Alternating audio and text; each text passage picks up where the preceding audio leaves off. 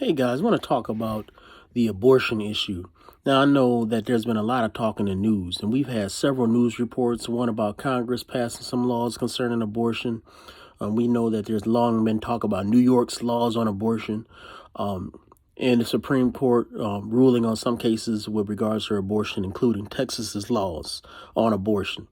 And when you look at this abortion issue, what it truly shows is that the feminist is at war with the nature of women themselves.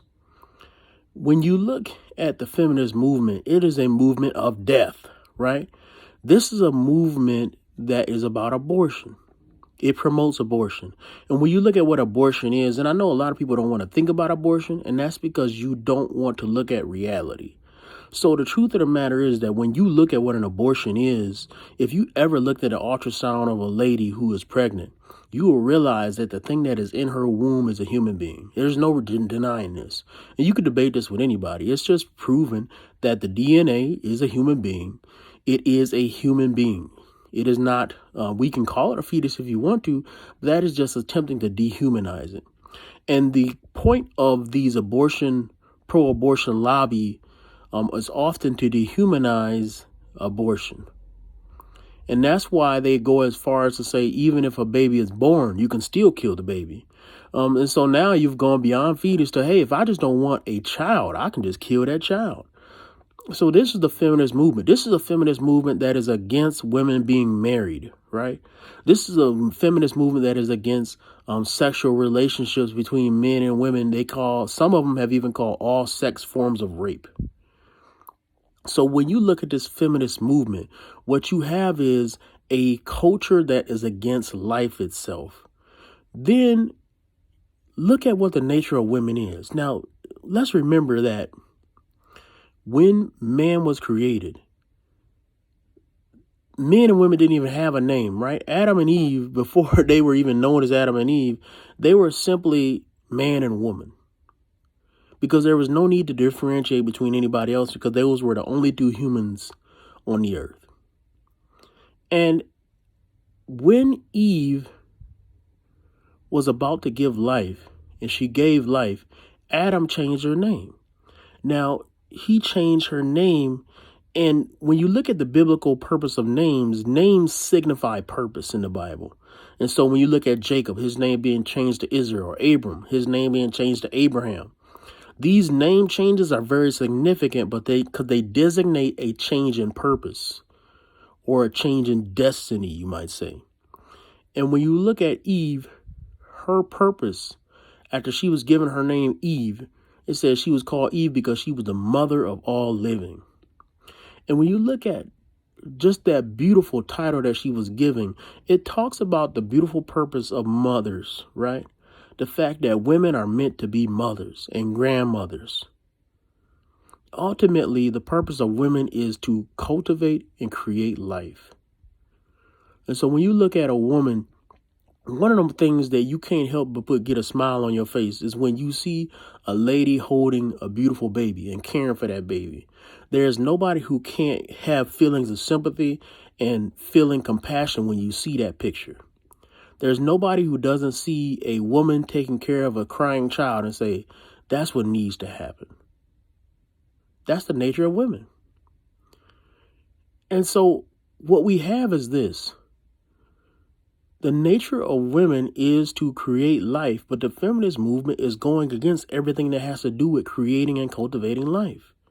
You have this harsh, stern image of the feminist, right? When you think about a feminist, you don't think of somebody that's sexy. You don't think of somebody that's fun. You don't think of somebody who wants to get married. You don't think of somebody who even likes men. You think of somebody who hates men, who don't want to be around men, doesn't like society, is secretly bitter, wishes that she can do more, wants to go to war, wants to do different things.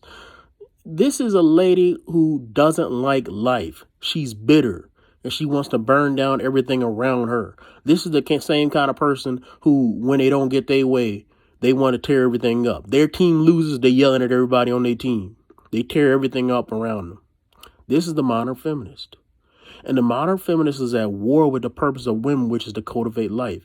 And that's why the modern feminist is often not happy, because you will not be happy when you go against your own purpose. The truth of the matter is this: God has given us all purpose. And there's a larger purpose, right, that we all might have, big purposes. I think about the purpose of the church, huge, to uphold the truth, right? The church is called the pillar and the buttress of the truth. So the church has this big, large scope. But the truth of the matter is that there are smaller purposes for other churches, right? There are small churches that have their purpose to witness to people in the hood, or witness to people in the suburbs, or to reach to professionals, right? So you have small purposes within that large purpose. And so it is with human beings. There's this large purpose of women to create and cultivate life.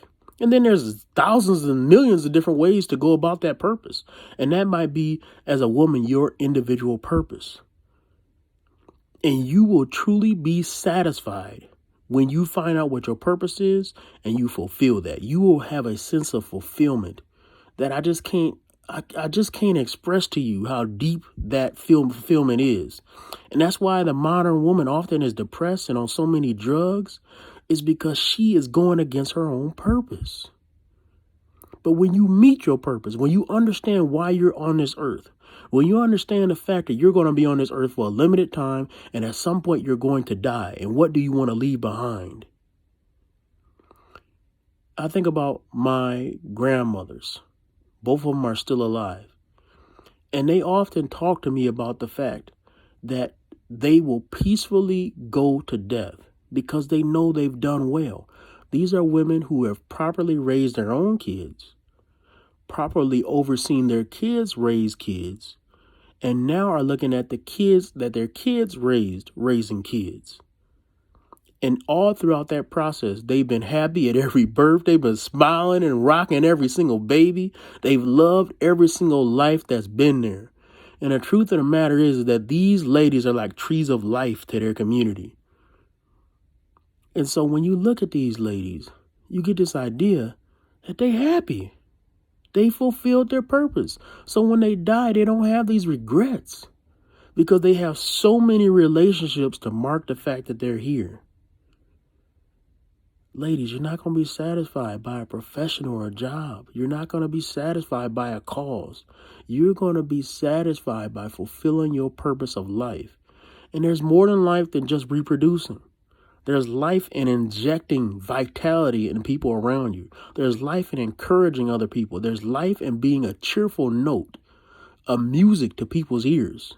There's life in that too. There's lots of different ways to produce and increase life, and it doesn't just have to do with sex and reproduction and romance. So, hey, find your purpose and you will be fulfilled. Or lose your purpose and war against yourself, and you'll never be happy.